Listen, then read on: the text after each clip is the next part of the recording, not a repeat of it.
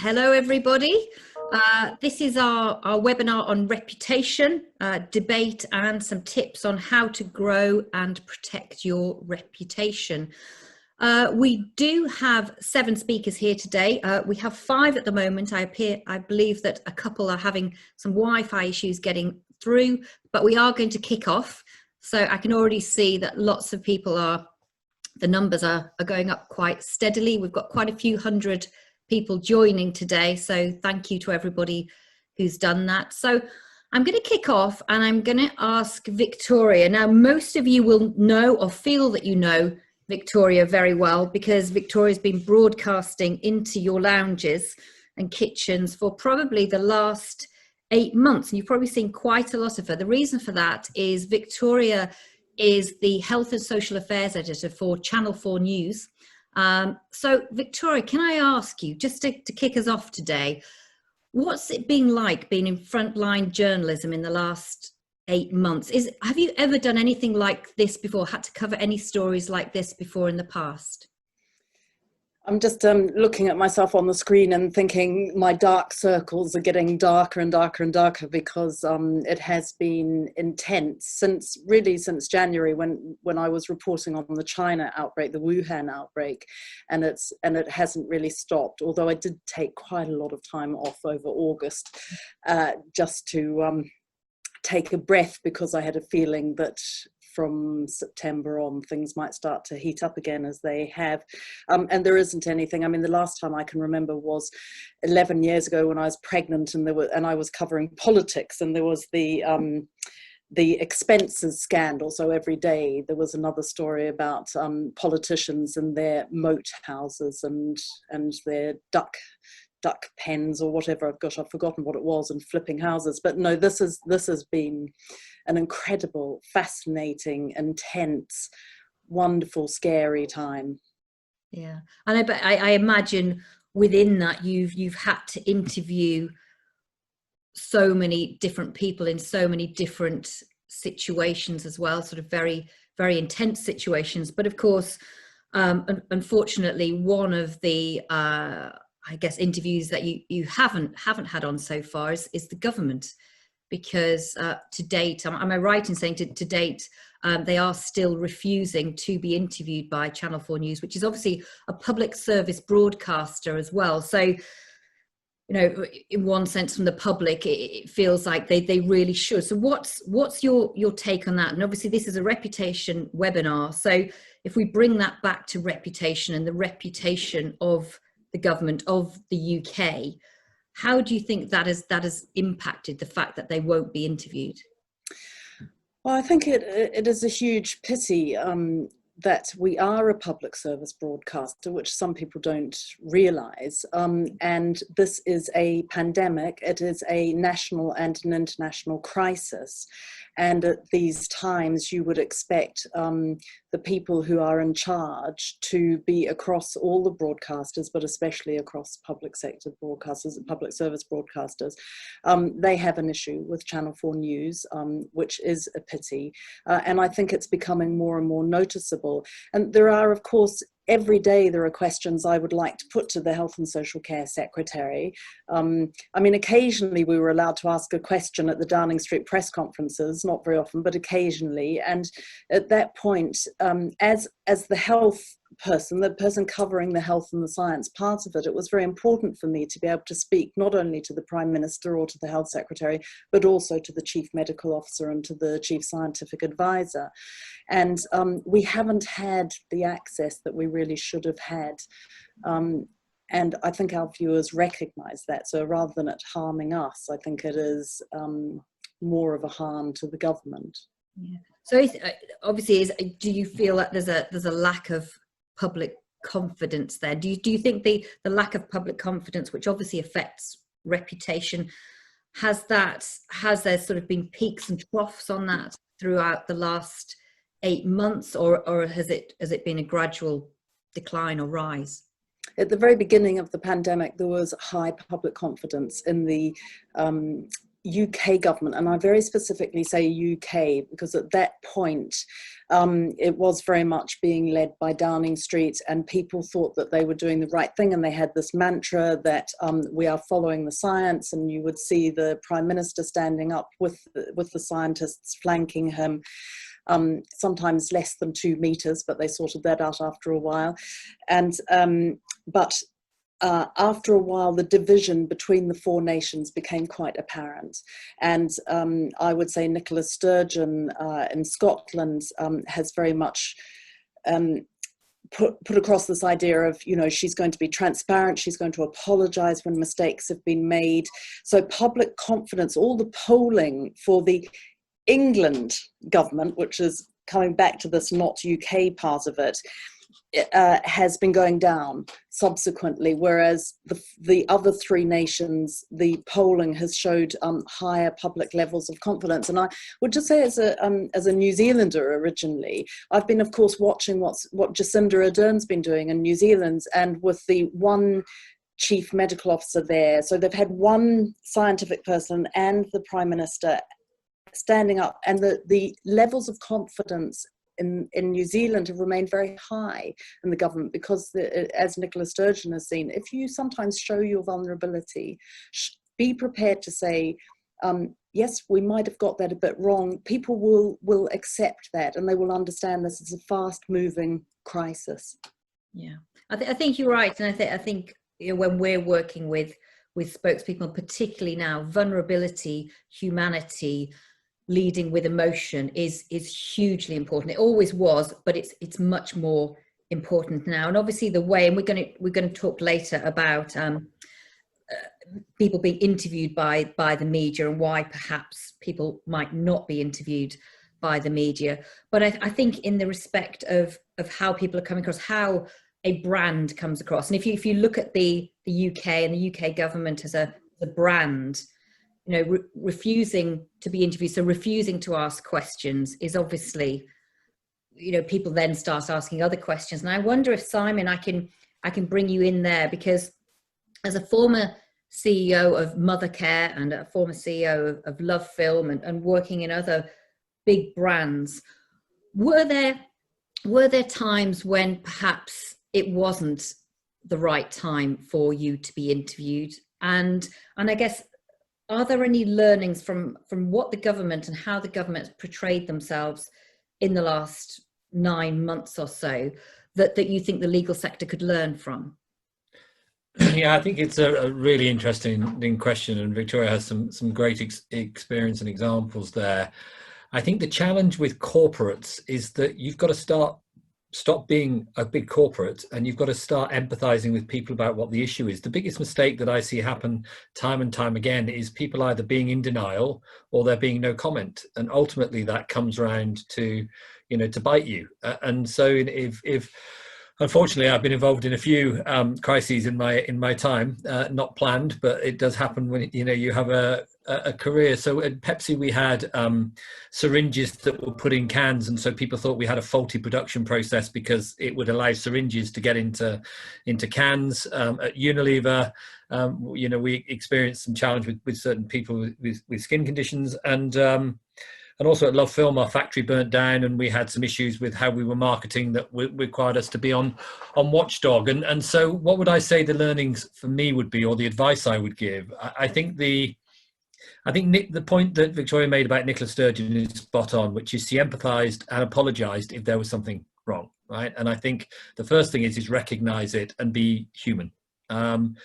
Second thing is to demonstrate you're in charge. Now, if you've got, you know, 20 or 30 partners in different parts of the world, sometimes that can be difficult, but you need to agree a plan of who's the spokesperson, what they're saying, and what are you going to do about the issue, even if the answer is you don't quite know at the moment what we're going to do, but it's a real priority to find out and fix and to move things forward.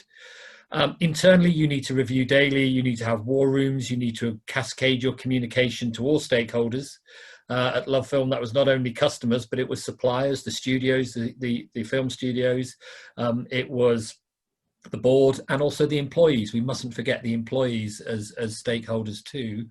And then start to work on solutions and proof points either to prove that what's happening isn't right, or to find the solution to something if something's going wrong, but give yourself time and be on the front foot when you're resolving that. And then finally, at the end, one of the most important things to do, and people often forget this, is to thank customers, employees, and people for the support they've shown you during any crisis. And, you know, in a legal profession, for example, the most important assets you have are your people, right? And so bring them along with you on the journey as you're doing it, and make them feel involved if there is a crisis or there is a reputational issue, because they're going to speak to loads of people, and they are going to each individually be a spokesperson. Yeah. And I think it's right, and I think it's interesting that both of you, Victoria and Simon, have both mentioned Nicola Sturgeon, because I'd written a blog a couple of weeks ago which was talking about the difference when obviously there were extra lockdowns, the 10 o'clock curfew, that actually there was a real feeling that the way that Nicola Sturgeon had done it around reputation, her reputation remained quite solid. She kept her solid vote, whereas as with our government, it felt like that there perhaps wasn't that much control. There wasn't that much control over the message. Interviews didn't seem to be very easy, and perhaps, Victoria, for those who were allowed interviews, they were quite uncomfortable to watch. And I think the big thing that was missing was any kind of empathy. And I think where Nicola Sturgeon perhaps got it right was, we're all in this together. It wasn't a blame game. It was very much, you know, let's all pull together. Whereas perhaps there was a feeling from our government that actually it was our fault. And, you know, because we'd gone out and actually taken up the 50% off our food voucher, we'd all gone out for dinner. It was our fault that perhaps the pandemic has become worse here. So I think a really good point around empathy and actually taking control of it. I mean, Victoria, if I could come back to you, in that some say one of the biggest mistakes around reputation in the government of the last 9 months was what happened with Dominic Cummings. And obviously tension between science and politics as well, that actually there's been some winners and some losers. Could I ask you what you think about that? Well, it is quite clear from the polling that the Dominic Cummings issue, where he broke lockdown and drove north and then went to test his eyesight by driving to a beauty spot, did not play well with the public. Let's not forget that this is not an equal pandemic. This is a pandemic that is hitting Black, Asian, minority, ethnic communities harder. It's hitting people lower socioeconomic areas harder. It is very much it's divisive. And if you have people in power being seen to flout those rules, to not do the right thing, to not be community spirited, for it not to be us in this together, then that is going to play out very, very badly. And it has not done, no matter that this happened, you know, several months ago, it hasn't gone away. People bring it up an awful lot, and it's coming back again with the debate at the moment in Parliament about the people who want the lockdown rules to be eased. So the issue there is, if you ease those lockdown rules, the majority of us who are white, middle class, live in nice houses, you know, can drive around in our own cars or whatever, will be safe. But of course, that's not how it's going to work, is it? It's every infection that we might have will spread to people who who will be more affected by it. And so if you have MPs who are being seen to stand up saying, well, it's more important that we have our freedom, well, there is equally other people saying, but what about us? And that cry is being heard louder and louder, I think. Yeah, and the real distinct feeling of lack of empathy and understanding, I think. I mean, obviously, I don't think we should get into Donald Trump today, but I think, you know, if we were talking about reputation, I think we'd need a few webinars there. But that's certainly something where that message has certainly gone awry. So I can see that Sally has joined us now. Welcome, Sally. Thank you very much for being here. So. And Sally, I'm not sure how much you heard of that. I don't know whether there was anything that you wanted to add to that question, which was really around the UK government's response to the pandemic, how the the impact that's had on the UK's reputation and the lack of public confidence? It's probably all be covered. From my point of view, it's really this. It all started rather well. We all felt as though we knew roughly what was going on. We were in lockdown. We hated it. I mean, this is all personal. I don't work in government. I work in the law. And then it all went to pot, didn't it? And now we're a bit of a laughing stock. People don't know whether they're coming or going within our own country, let alone in the world. And we had some really, I work in evidence, right? So we had the evidence, but it was a tough call. So actually we could have been kind of, waving our national flags, couldn't we, and two fingers to Europe, had we actually got our act together and formulated a plan. And so, no, I heard some of what was said. I agree with most of it. I think we are in a bit of a difficult situation now because we've got a divide about what to do with the lockdown. We're in a depression. We're not just in a recession, and we're all concerned about economies and jobs as the furlough scheme ends. And so, where is the government's reputation? Not brilliant, and certainly not in the sector where I am, and not my organisation, Women in the Law UK, where women have become carers, teachers, cleaners during the pandemic, and had a bit of a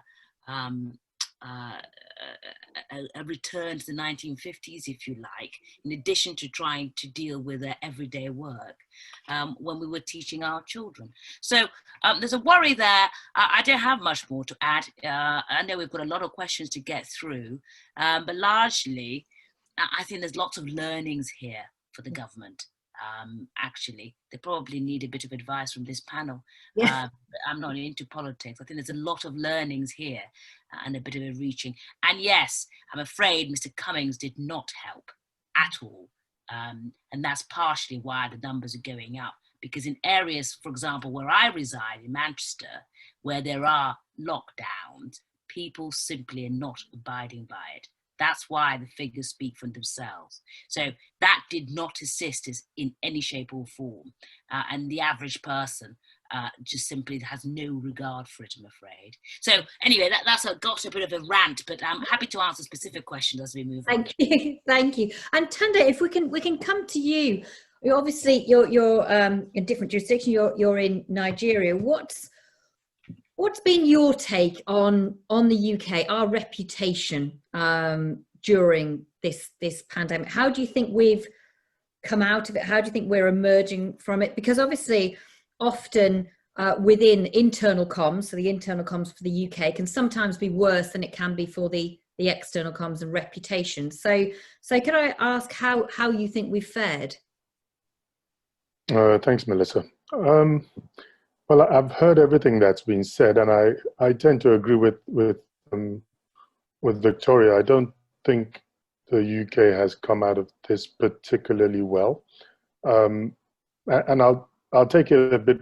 I'll go back to before the pandemic. I think part of the problem is, and this is, obviously, pardon me because I'm, like you say, I'm speaking from outside, but I think that there was always a bit of a trust and credibility issue around the current government, and I think that the way in which the pandemic has been handled, the Dominic Cummings issue, the relative level of inconsistency, the lack of willingness to, the lack of openness, lack of willingness to be interviewed, for example, has sort of played into that narrative that the current government is not really, its trust quotient is not particularly high.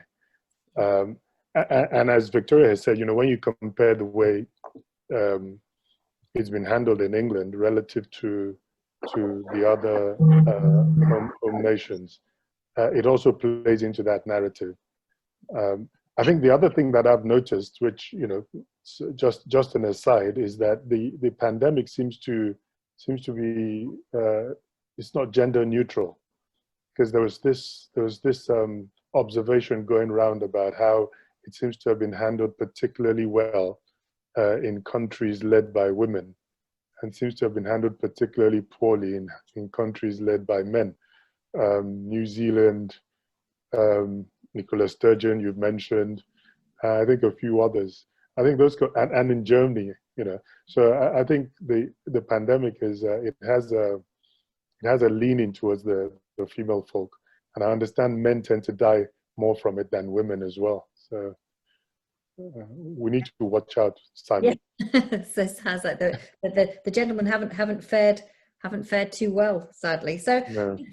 some really good I think points that have come out there that to be honest, for the legal sector and for tips on protecting reputation, particularly during a crisis. I heard that trust, so a lack of trust. Where we've got trust, it's obviously it's supporting reputation. Where we're lacking it, credibility, empathy, honesty, lack of openness. And I think that across the board and across the sector, for anybody thinking that, you know, they're wanting to put themselves forward, we're going to get onto a question about being interviewed and finding the right spokesperson. And I think we've probably partly answered that ourselves, but I think they were really good points that we pulled out there. So we'll move on now to our poll. And so Emma, can we launch our first poll, which is, what is the biggest threat to the reputation of the legal sector? We've obviously talked about the government, we've talked about the UK, so let's talk about the legal sector. So we've got a poll here. We're going to give you all about 15 seconds to answer this. We've got lack of diversity, not being agile enough, and bad leadership. Of course, there are other answers, but these are the three that we're offering up today. We'll just give a few more seconds on this. We'll give to 30 seconds and see where we are. Okay, Emma, if we can end the poll now, let's see what we get. Okay, so actually quite a broad spread. So that doesn't make it easy for me, but we can work with this. So we've got a lack of diversity, 34%, not being agile enough, 30%, and bad leadership, 36%. I can see quite a few people didn't vote on that one. So I think we'll move forward now to the panel to actually talk about the fact that Emma, we'll just close the results if that's okay. There we go. So I'm going to open that back up to the panel, and we've got Claudia here, who thank you, Claudia, for joining us. It's very late at night for you. I believe it's about 9:30 in the evening. So thank you very, very much for joining us. And as we haven't been able to bring you in yet, perhaps I can start by asking you, what do you think the biggest threat to the reputation of the legal sector is? I mean, we saw the poll there, and we saw that there was actually quite a broad spread for what people felt. What was your opinion? What did you think people would have voted higher in, perhaps? You know, I think it's a very good question. I think the fact that the split or the gap or there isn't a clear winner shows that I think all three are important factors to consider. I think for me, I voted not agile enough. And the reason for that is because I think, generally speaking, and this is really generalizing it, but our sector and the leaders within the sector seem to be very conservative and traditional minded. That is generalizing it, and I'm sure there are those of us, those firms that are really trying to innovate, and certainly we are seeing the likes of chief innovation officers or other C-suite roles that have never existed coming about and becoming even more important these days. But I think, you know, even though we say we are trying to stay with our clients and even be ahead, it is, I think, a big challenge for legal professionals to think outside the box, because we are so used to, by the nature of our training, by the nature of you know, what we think we are good at, to not necessarily be agile, because it is not something that we are used to doing. And so I think this pandemic is showing that we do have to stay flexible. And I think the real winners after the pandemic, the new normal that we are living in, that we will live in, I think it really will differentiate between those who choose to adapt and choose to stay flexible, because we don't know the different factors that are going to really challenge us. But we do know that this is not the same traditional environment that we are used to functioning in. Very, very good. But we're in a very different world, and I guess the threats to reputation prior to this, and in a few moments we'll move on to social media as well. But if I could, Chris, if I could ask you as a reputation lawyer, first of all, which one did you think would get the highest vote out of the three? I thought it would be leadership, so I'm thrilled to be proven right by a very narrow margin on that one. But I think that's probably because, to a degree, both of the other two come under leadership to a degree as well, because ultimately, in an organisation like a law firm, agility, we're so tightly regulated, we have such carefully manufactured structures that we have to follow to make sure that we manage risk the right way, that you can't have really kind of agility just spring up or automatically within a business. So you actually have to lead and take a lead on implementing it. And I mean, by the same token, the diversity in the profession, it only happens if businesses really make an effort to make sure they've got a more diverse workforce, to make sure that everything they do from a policy perspective actually enables access to the professions, rather than it being the sort of closed shop of many decades that we've seen the profession. Yeah, thank you. And Simon, as somebody outside of the sector, which one did you think was going to get the most votes?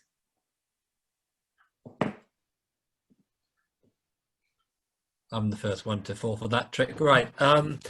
So I think I put leadership, and I think ultimately, because to Chris's point, that everything comes down to leadership. I think when you're managing reputation, what do you want to be successfully manage reputation or a crisis or an issue? Well, you do want clear leadership and direction, and to people to demonstrate you're in charge, but you also want diversity of thought around what the solution could be. So I think that's important, and things unfold and things change. I mean, this crisis, the COVID crisis, has demonstrated that literally on an hour by hour, day by day basis. So you need to be agile. So all those things, if you're thinking about reputation, are absolutely critical. But ultimately, as a leader in those organizations, or as one of the leaders, you need to put in the infrastructure, the talent, the people. You need to put in the training and systems and scenario testing to demonstrate that you can cope in those situations. So that's why I tick the leadership box. Yeah. And Tene, as obviously a managing partner in one of the leading law firms in Nigeria, which one did you think was going to get the biggest vote? Well, I'm not a betting man, but if I was, I'd have won some money.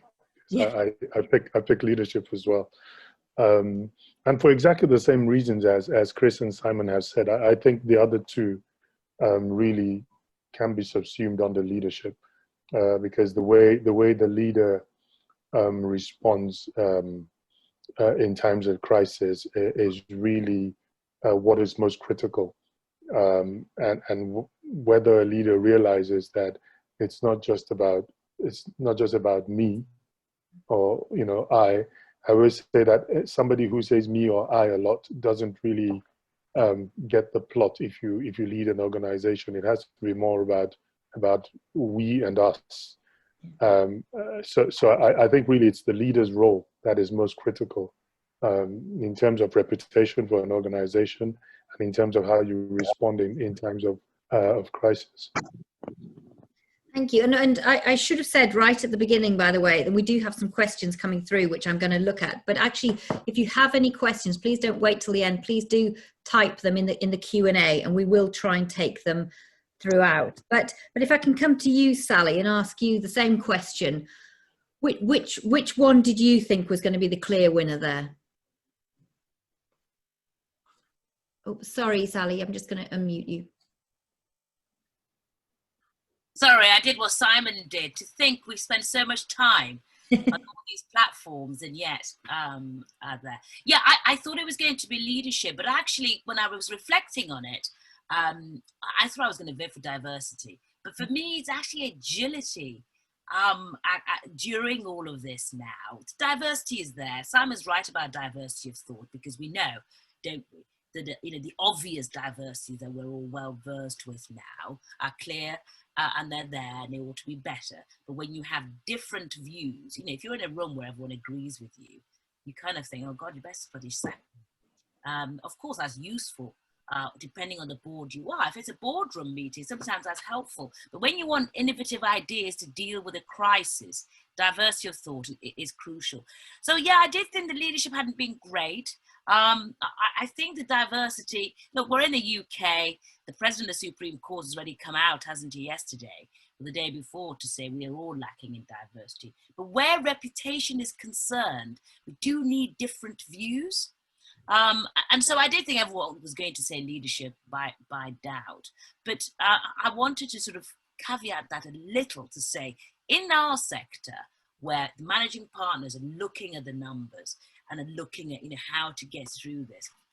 And when I say our, I'm a barrister, so our setup is different, as you all know. But the firms that instruct me, the firms that I deal with, the members of Women in the Law UK, clear leadership is what people need. They need to know where we're going and how it's going to. Even though we're in a pandemic where we can't really control the factors, someone needs to be steering that ship. And that ship. And in our sector, what I see from what's going on, actually, law firms are probably managing their businesses a bit better than the country, quite frankly, without huge assistance, because they've got to consider when to furlough, when to bring people back. Is it an appropriate time to actually dismiss some dead wood? I hate to say it. How will that reflect on the reputation thereafter? Can it all be blamed on COVID? Probably not. And how to keep an eye on business. We're all in the business of law. I know we don't talk about it very often, but it is a business and we are in a difficult position. So I did think leadership was going to come, but I am thinking about agility and how we're going to deal with some of the new norms, the new ways of working. What benefits can we get from that? I have to say I'm someone who misses giving seminars, coffees with my clients. We're going to need a violin in a moment. But actually, we can start to think about what are the best platforms for us to use. Is it a cost-saving exercise from having conferences face-to-face and so on and so forth? Yes. And so I'd like to see, as we talk about reputation, how we can all adapt with the new changes, really, to our benefit. Yeah. And Victoria, coming to you lastly, as a journalist looking in at the legal sector, on those polls, was there anything that you thought was going to come out stronger than the others? Well, we've just run a film.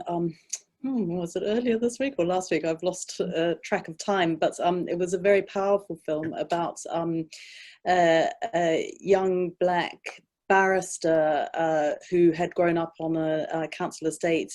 It was a very powerful authored film, and it was very much about, as he walked into the courtroom, people assuming that he was the defendant and not the barrister. And that has stayed very powerfully in my mind because diversity, looking in from my perspective, is a very big issue in the legal profession. And it is not just about, I have a friend who sadly died now, but he had actually been setting up a foundation to try and bring more working class kids in so that they could afford to do the dinners, to get into chambers and so on, because it is very clear that it is much easier, as in many walks of life, and I don't exclude journalism from this, that being poorer and coming from an ethnic minority background is going to hamper you in many quarters, and law is not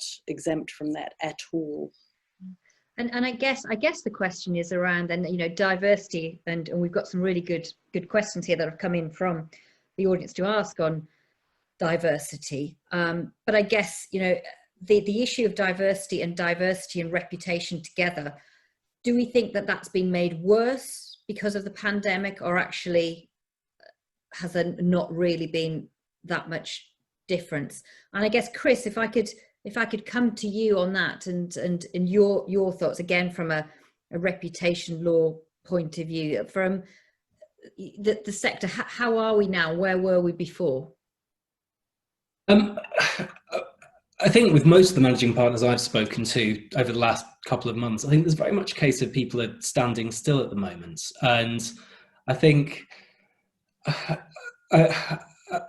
I think that we've started with a position of people having lots of initiatives in place. There are lots of things that people do in terms of improving diversity in the profession. But I think that kind of the more locked down you are, the easier it is for people to just drop things that involve them actually physically having to take steps to go out and involve people. I mean, just take the most basic example.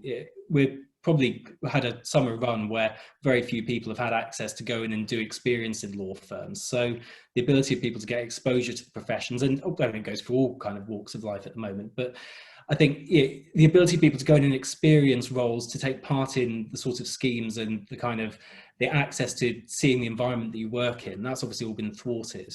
And that doesn't mean that any of the good intention that's there is going to drop away, but I think it does mean that there's going to need to be a little bit of a redoubling. I think probably one of the areas of diversity that's probably going to be hardest coming out of all of this is probably generational, in the sense that the people who are in the early years of their career are taking an awful bigger hit than the people who are at the top end. I know we can talk about partners sacrificing profits and this sort of thing, but when we look at redundancies, when we look at bits of training and bits of in-person learning missed, I think there is a big challenge in terms of making sure that there isn't detriment to the careers of people coming up through the profession at moments. And again, that's something that there's going to have to be a much keener focus on as we come out of this. Yeah.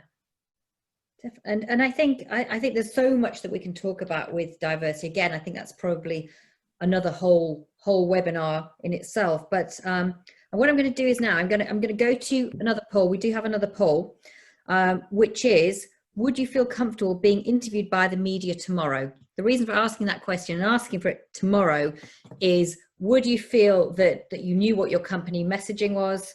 Would you feel confident? Of course, most, if not all, interviews have taken place in the last 9 months from people's homes. So that's, again, a very, very different environment. So Emma, if we could launch that poll, would you or your firm feel prepared to be interviewed by the media tomorrow? Yes, we would. No, we wouldn't. And kind of, yes, maybe no. Let's see where we get with this. Okay, we'll give it a few more seconds. Okay, we'll end the poll now. So we've got partly is the biggest one, and yes, which they're both very positive. So from a positive point of view, and I think what's happened is so many more people have been interviewed and have seen people being interviewed from their homes, that actually it has given a lot more confidence. And I wonder, and I'll come to you, Victoria, do you think journalists, as a general rule, have gone a little bit easier on people in the last 9 months because of the fact that people are at home? There's obviously a lot of new spokespeople for firms. Of course, again, not ignoring the fact that the government has refused to be interviewed. Of the interviews that you've done, has anybody come across really, really well? And do you have any examples, perhaps in the 9 months or before that, where people have actually come across really badly?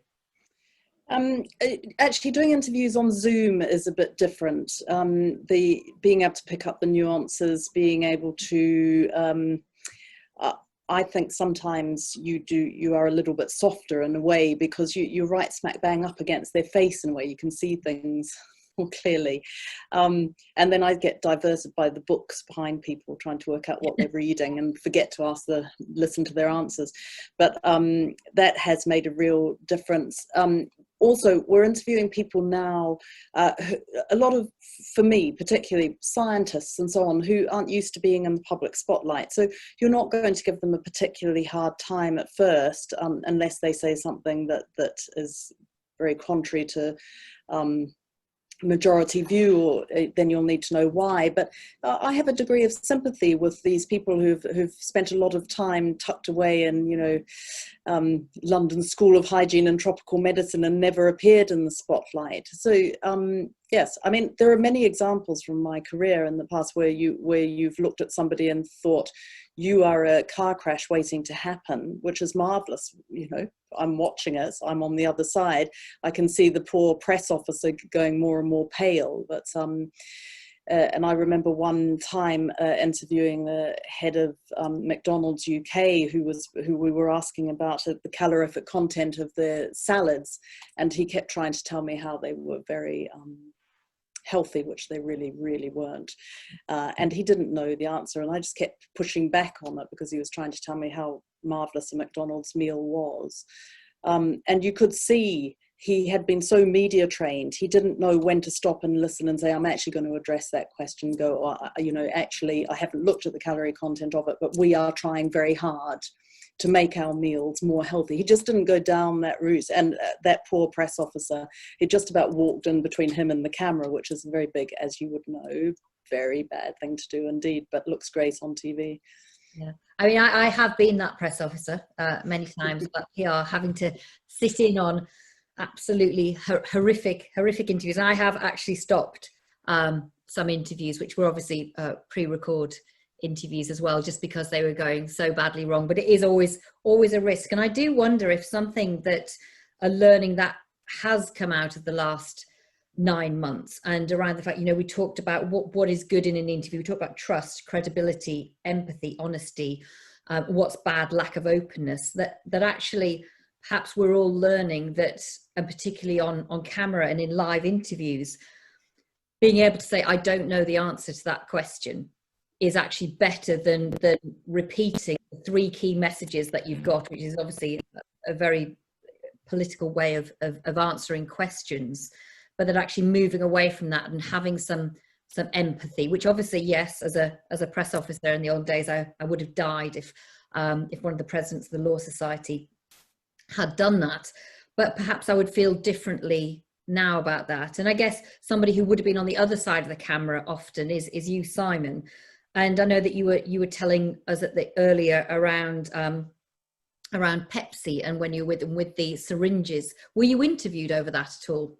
Yes, I was. Even though it started in the US, interviewed, you know, quite extensively here in the UK, and indeed we saw a couple of copycat things going on in the UK. So I think the key thing that you say is that everybody also always looks at the most senior person, but often I'm afraid the most senior person may not actually necessarily be the best person to do it. If they really can't demonstrate empathy and they're sort of pretty monosyllabic, and we do have some of those, then I'm afraid, you know, you should probably get somebody out there that is able to create that empathy, is able to have the clarity and be succinct about what the key issues are. And actually, as you said, quite rightly identified, we all talked about as a panel, to be able to reflect the issue that people are feeling, because people's perception is their reality, and that's what you have to deal with, not what you consider is the issue or not, as I think McDonald's salad case was given. So I think picking the right spokesperson is important. Equally as important is that once you do that, that spokesperson is the spokesperson, and that actually there is not divisions where you have different managing directors in different parts of the globe, or indeed different parts of the UK, who actually come up with a different story. There is nothing that actually signifies that a company is not in control than actually having divisive and different communications, and indeed contradictory communications. I remember once a company that I was involved with where there was a public company, and there was a telephone call, and actually halfway through the discussion, the call, the CFO actually had contradict what the CEO had said at the start of the call, and actually literally you could pinpoint that to the second when the share price started to decline. Right. And you know, it's you know, it's really important you all get on the same page, you do it. Media training, I noticed some people in the survey results hadn't been media trained, but there is no better solution than actually having a dry run, running through some different scenarios. You feel very differently when you have a camera thrust in front of your face. I think my record was about, I think, 20 at one stage, and actually it is disconcerting, and you want to tell people what you think they want to hear, but that actually may be the wrong answer. And if you don't know it, so be careful who you think about it, and actually ensure that if the customer group that you're trying to communicate to, or client group, whatever, that you have somebody who can resonate and actually reflect well with that group as well. And Chris, Melissa. oh, sorry. Hi, Claudia. Sorry, if I can interject, I would hate to bring in politics, but as the sole American on the panel, I don't know who else is joining from the United States in our audience, but I cannot agree more with Simon. I mean, look at the most recent episodes at Walter Reed Hospital with Mr. Trump, you know, in terms of contradictory messaging. We'll see. I mean, we don't have the benefit of stock prices reflecting right away these behaviors and these unfortunate incidents. But I guess we will find out in less than a month. But I think it's so important that that people be trained and that the plan is followed through. Yeah.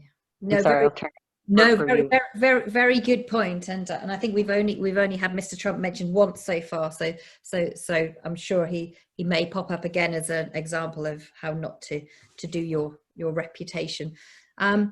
But Chris, if I can ask you as a reputation lawyer, I mean, coming from it from my point of view as a PR, and obviously being that press officer that has had to stop interviews or has just sat through interviews dying inside, having to ring up journalists afterwards, begging them, literally begging them not to use something that was said in that interview and offering them something else much more exciting, of course, which is never as exciting as the thing that's actually being said.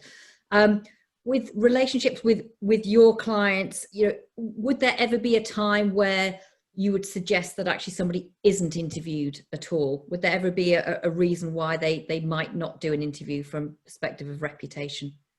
I think there are probably a couple of situations. So, I mean, I always go back to when you have a reputation problem, the journalists asking the questions about it tend not to be the problem itself. There's something underpinning it. And I think if you're in a situation where you don't actually really understand the problem, you don't understand the facts of it, then going out and talking about it and sort of committing yourself to positions can be far worse in the long term than actually taking the time to figure it out. Now, you know, as Simon says, it's perfectly right to say to people that you don't have all of the answers yet and you're dealing with the problem and you're approaching it in a certain way. But I think there is a risk that if you have particularly complex problems and you're in a very early stage of evaluating what exactly the problem is and what your strategy to solve it is going to be, you can make things worse for yourself if you put yourself in an environment where you're not able to, it looks anything you say is going to be inauthentic and it's going to seem shifty and dishonest,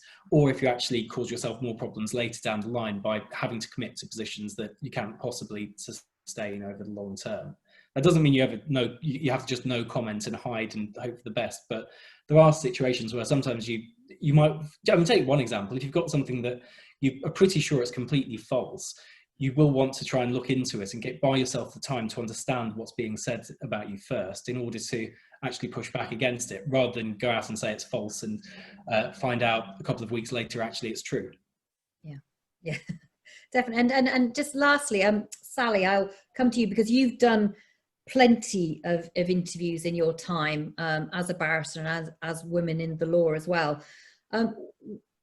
What have you found when doing those interviews? What's really worked for you? And when you've come off an interview and thought, yes, I did really well there, that was great, or perhaps you come away and gone, oh no, that was awful. Kind of what was the difference between perhaps those, or perhaps you can tell us that you felt wonderful about doing them all? No, well, thank you for asking me. First, as a barrister, I actually don't do many interviews because I'm the person who's deciding whether my client ought to give evidence or not. So that call that Chris is talking about is often my decision.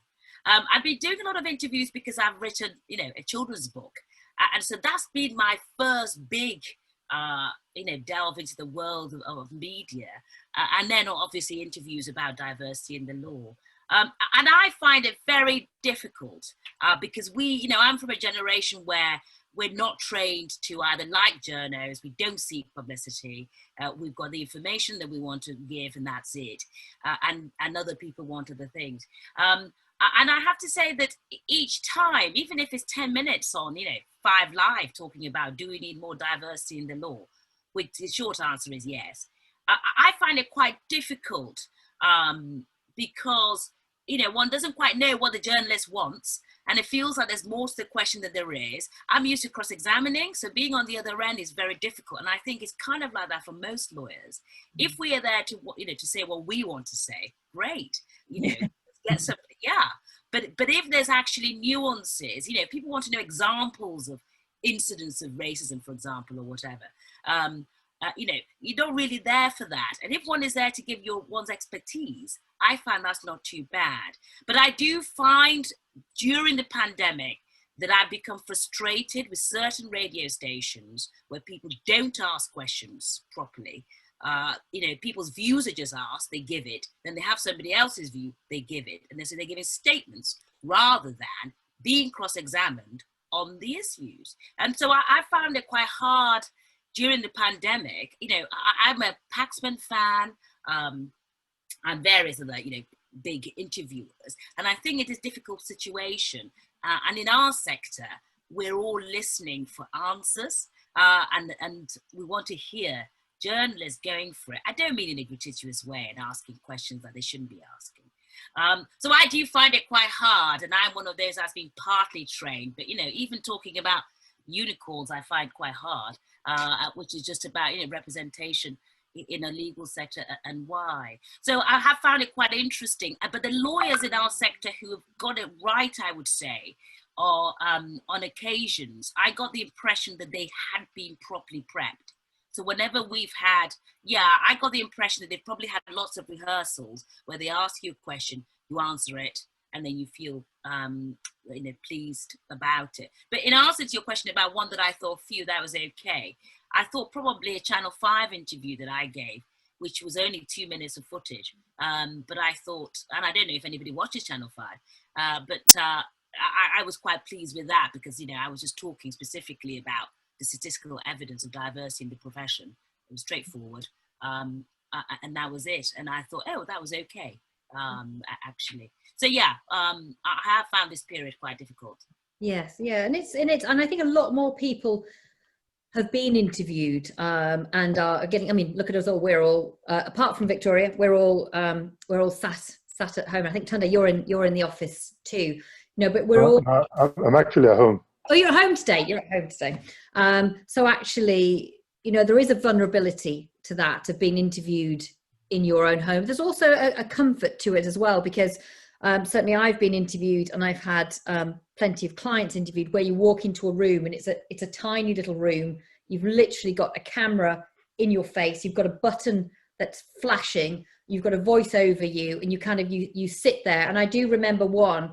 And sitting with one Law Society president, where effectively I was crouched under the chair, and then whispering very, very quietly, or sort of prodding to when, you know, do this, do that. And it was the most probably uncomfortable 7 minutes of my life. It was kind of, it wasn't the highlight of my career, but I guess that would be different now, because for starters, if that person was being interviewed, I wouldn't be next to them. So they would be interviewed, they would be at home. So I think there's been a lot more openness and vulnerability, and again, going back to all of the things that we said at the beginning, builds very good reputation, trust, credibility, empathy, honesty, openness.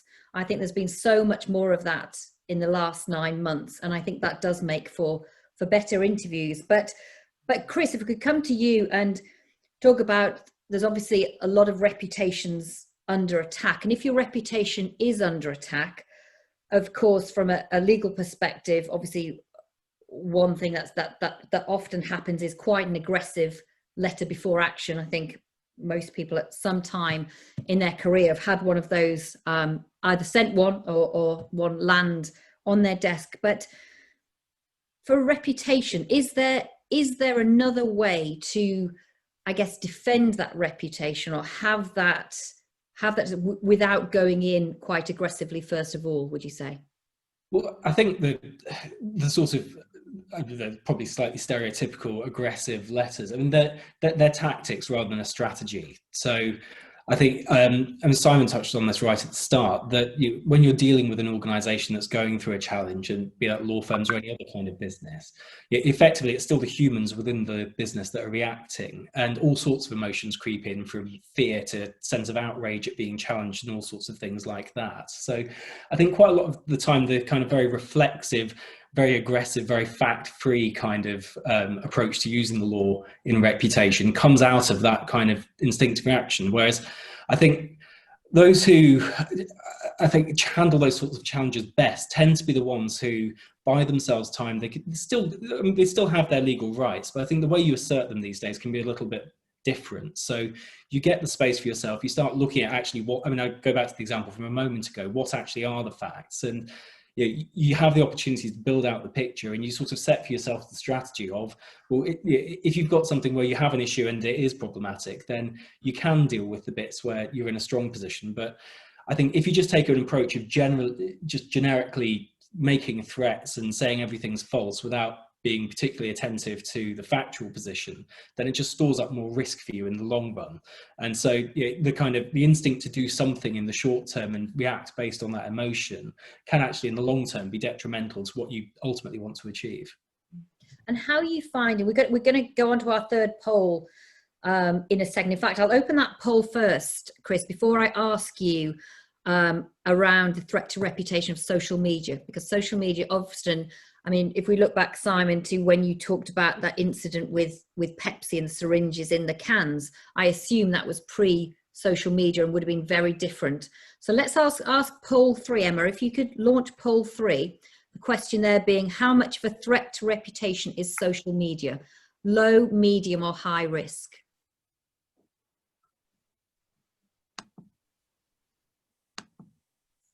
We'll give it to, we've still got quite a lot of people not voting. Come on, everybody, wake up and press your buttons. Okay, we'll give it a couple more seconds. We'll stop at 30. Okay, there we go. Okay, we'll end the poll now. So high risk is the winner there with almost half of the votes of 48%, medium 39%. Which is still pretty risky, and then low risk 13%. So social media is obviously something, it's been around for a long time. I think Instagram was 10 years old this week, which I didn't think it was that old, but it is. So if we're talking about the threat to reputation of social media, Chris, somebody is, you know, something's happened and it happens. I think the problem with social media is that it happens very, very quickly. What kind of advice from a legal perspective do you normally advise very quickly for somebody to do? Well, I think that's it, because in a sense, social media is no different from normal media, apart from actually that makes it completely different, but it is the speed. It's the ability of anyone to publish anything, and it just goes before you've got an ability to deal with it. And I think there are two ways to look at reputation problems. So one is where you've got the kind of the misinformation, depending on how colloquial you want to be, the kind of fake news aspect, which I think social media tends to be a big problem for corporations, because you can have someone either with an innocent misunderstanding or a deliberate trying to drag someone into an issue. They can easily get something started, they can get themselves a little bit of promotion online by doing it, and it's gone far and wide before sometimes even the subject of it's even noticed. So that's the first bit. And then the other side of it, of course, is things where you actually do have a substantive problem to deal with. And the reputation job is more about how you handle the problem and reduce risk for yourselves, rather than going around trying to counter what's being said about you. And I think a lot of it, I suppose a lot of it comes down to, there's a lot goes on around kind of the idea of black swans and completely unprecedented events and all this sorts of stuff. Whereas an awful lot of the things that happen in business are phenomenally precedented and entirely predictable. And I think this is where they're taking the kind of reputation side into your risk management approach. If you think about the type of things, especially in law, that happen to firms, you can kind of, with enough time and enough imagination, think through them all. And I think where you've got the ones where there'd be a very high risk to you, or a very high likelihood of them happening, you've got that ability to actually, even if you can't plan out the factual scenario for every one of them, you can at least have your response plans ready, so that if this type of thing occurs, this is how we approach it. This is the kind of this is what we will say while we figure out the facts, and how we'll make sure people don't commit to answers until we actually know what the answer is, and just build out from there. And in a sense, mixing that with then the ability to respond quickly to stuff that just isn't true or is harmful, I think that's probably about as good as you can get these days, because there is no silver bullet with it. And I suppose, Victoria, from a positive point of view, as a journalist, social media must have been a gift, in that so much is out there, and things happen so quickly. You pick up on, I mean, our friend Donald Trump is a prime example of that. He's tweeting immediately from hospital in caps, just in case we miss it. But it must be, I guess, from that speed of news, how different it was pre-social media. I'm assuming that it's a lot quicker now, and there's a lot more information, and perhaps the type of interviewees, for example, I'm assuming that you must contact people through social media quite frequently who've had an opinion about something. Yes, it's sort of democratized things in a way, because you can hear, you can see people expressing opinions that you wouldn't have had access to. I mean, when I started in journalism many years ago, you'd go into your library at the newspaper and you'd look literally through cuttings of the newspapers to find a spokesperson or to find what they'd said in the past. I mean, now it's all there for you to be able to go back and say, but on May the 16th you said this, and on June the 22nd you then contradicted yourself. So that helps you, but also you are finding people who have really interesting opinions, really important things to say, and you have very quick access to them. I have seen, I mean, I personally haven't been trolled, and I hope it stays that way, but I have seen during the pandemic, for instance, academics and so on who have raised their heads above the parapet being really badly abused, and I've worried about it, because you need all these different voices, and you need them not to be afraid to speak out, and you need them not to shut down their social media, and you need that diversity of opinion, which you can see very quickly through Twitter. And also, it's not just that, it's institutions like the Department for Health and Social Care, who put out, for instance, the daily COVID figures on Twitter, so we can see them immediately. We don't have to ring the press office, wait for the press office to answer the phone, wait for them to go away, find the numbers and come back. It's much more instantaneous and much more helpful. I can barely even think how we managed to get things out of pre-social media. I mean, it's been an absolute boon for our business. Yeah, definitely. And I wonder, so how, we've had a tip on the US, we've talked about the UK and social media, but Claudia and Tunde, if I could come to you both, because obviously social media in its use in different jurisdictions is often very different. But Tunde, I mean, for the fact that I know that when we were putting out the publicity around the webinar, actually there was a lot of activity from Nigeria. So is social media something Nigeria that everybody's very relaxed with, people use very openly? Would you say that that's different from the UK? No, I wouldn't say it's different. I mean, Nigeria definitely has a very active social media space.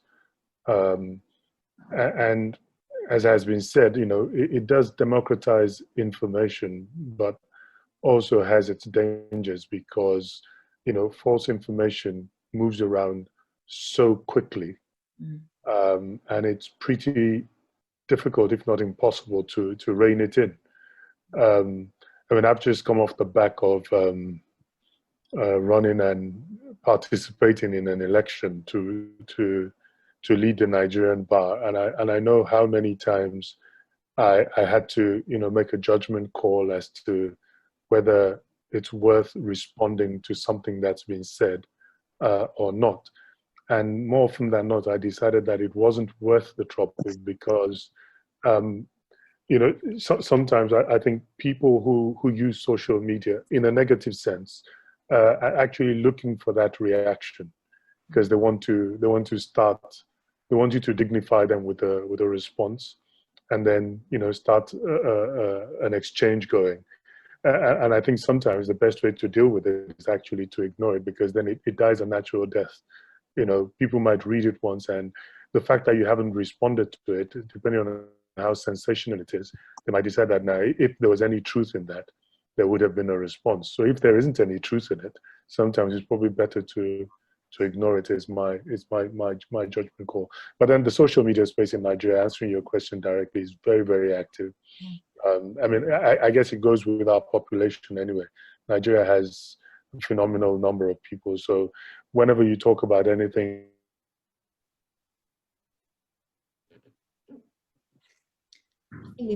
have we lost you there, Tunde? So that was. So can I go over to you, Claudia? Because obviously we've talked there about Nigeria, but can I ask you from South Korea? Obviously, I was over there, and that's how we met 12 months ago, and it felt like there was a good usage of social media there. But what is it like? Yeah, I would agree with Tunde. I think South Korea is no different, and in some ways, I think there's a lot of social media use. In fact, something about the last figure I saw was that about 95% of the population owns a smartphone. Everybody is on it. I think, in fact, even my older colleagues and family members and friends are probably better at social media than me. But I think that's one thing. But I would also like to talk about the legal profession. I think in that term, in that space, Korean law firms, at least the large ones anyway, are still very much traditional. Although my firm, for instance, we are trying to be more diverse and communicate with our audience, with our stakeholders, with our clients online. We even have a YouTube channel. I'm not sure how many are on it, but we are trying to engage more and share information that way. But it's certainly, as we do this, it is a concern in terms of how much we're sharing, whether it's accurate, whether it is being read, whether it is an actual platform for an exchange and communication of ideas, or just a one-way communication. I think there might have been a communication from the audience today. I think Jane may have asked a question on this. How do you differentiate? And I think that is such a good question, because I think that is a challenge, especially in the legal sector. I don't know how it is in the UK. I would love to hear how people are differentiating on social media, because it seems like it is a medium, especially something like Twitter, where it is more about quick just uploads of thoughts rather than trying to communicate per se. But the short answer is there is a lot of use and continued use throughout the various all generations, I think, are using it, but especially the younger generation, I think, is preferring to use social media as a way of getting information and as a way of communicating. Sharing. Yeah, I mean, there was an interesting documentary only a week ago about the dangers of social media, and particularly the younger people who aren't doing anything but social media, unfortunately. So there are obviously dangers to it. And coming back to something that we talked about right at the beginning, and I can see that we've got 7 minutes left. We are finishing on the dot at 1:15. But we've touched on the issue around diversity quite a few times, and I would like to finish with a discussion around that, and around diversity and the legal sector in particular, and how perhaps law firms, the bar, had an opportunity, particularly working from home, for example, how that might have helped level the playing field. And then I also want to have time to ask Tunde and Claudia, because diversity means something different probably to almost everybody. If you ask them what diversity means to them, it means something different. But I think it specifically means something different if you go outside of your own jurisdiction. So Sally, if I could come to you first of all, because of all the work that you've done around diversity, what would you have to say, I guess, what kind of advice do you have that the sector and law firms and the bar should be doing around diversity to improve their reputations? Well, firstly, I think it's going to be tougher because of the economic climate.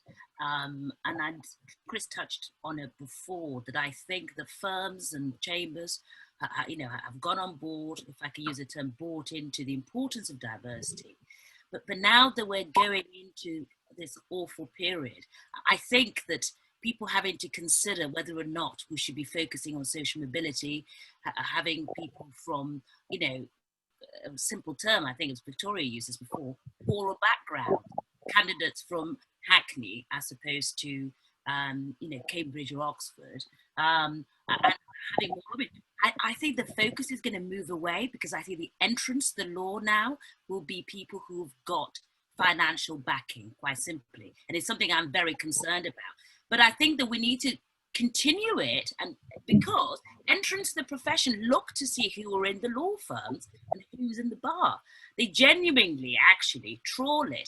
So with Women in the Law UK, we have quite a lot of students, bar students, trainees, and they're all concerned about how to enter, how to get a training contract, how to get pupillage, and so on and so forth. A work experience, would you believe it? Work experience, which was, you know, now we all take it for granted.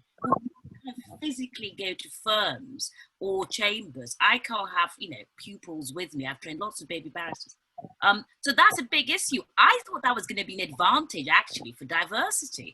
So whether you're black or white or male or female, however one identifies, everybody's got a difficulty in entering the profession, and therefore we all have a responsibility to take more people on. We'll have to do more online kind of work experiences, and I have been thinking that's actually an advantage, but those entering don't see it as such.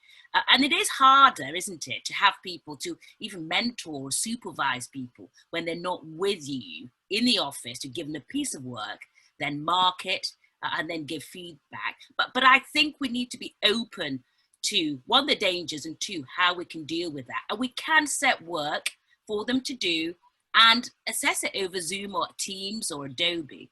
So I'd like to see firms not lose faith, or, you know, I know we're in I said before, didn't I? We're in a recession, we're in a depression. I know those are factors and people are worried about jobs. But I think if we let go of the gains we've made in our profession to encourage young black pupils and trainees and women, just a variety of background, Muslim women, of which are massive entrants. You know, Victoria was right. I saw that piece that you did last week. I shared it on various platforms because I thought it was excellent. We will lose the gains we've made and the various sacrifices the different organizations within our sector have made. So I'm very worried about the issue, and I think we need to keep the conversations going and not let it go, even when it gets financially unviable. So for me, it does mean different things. And I know I talk a lot about gender. I haven't done so much here, but in England, we are 50% of the population, women, those who identify as women,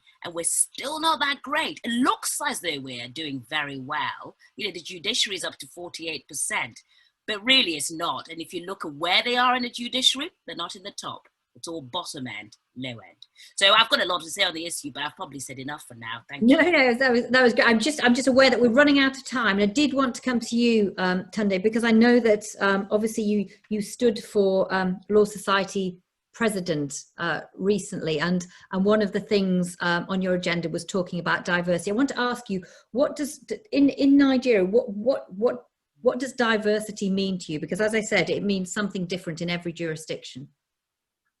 Yeah, I think we have a particular challenge in Nigeria because the divisions that exist in our society, and which of course affect the legal profession as well, cut across so many divides. So, you know, you've got diversity not just in terms of gender, you've got diversity in terms of ethnicity, you've got diversity in terms of religion, belief.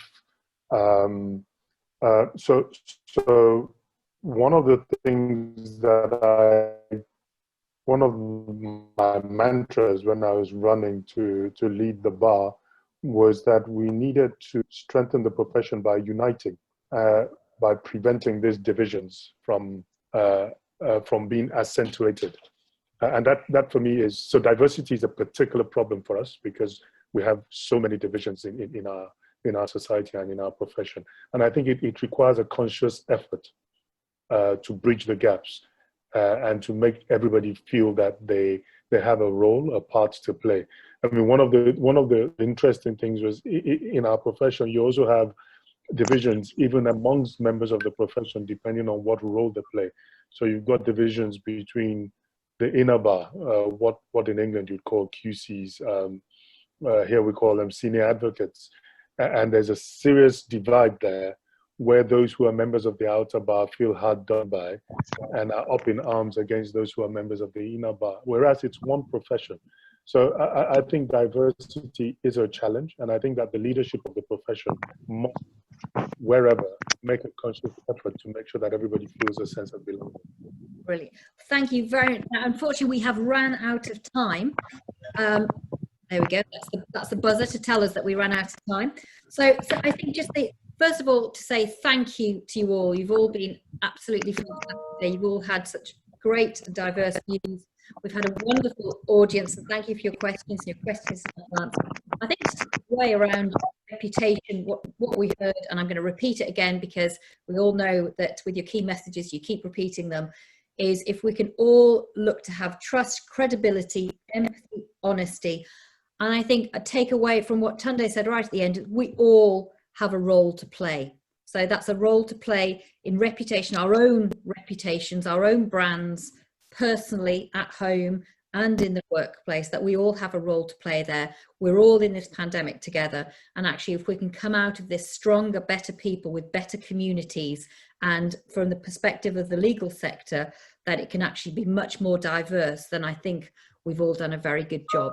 So thank you very much, everybody. To say to the audience that there will be a survey to ask you afterwards about how you enjoyed it, and also we will have a guide, a reputation guide that will be launched in the next couple of weeks. So if you would like a copy of that, please send me an email and we'll make sure that you're on the list. So thank you very much. I think we are only 2 minutes over. I think I've done pretty well there. Again, thank you very much, everybody. Take care. Thank you. Bye. Bye-bye. Thanks, everyone.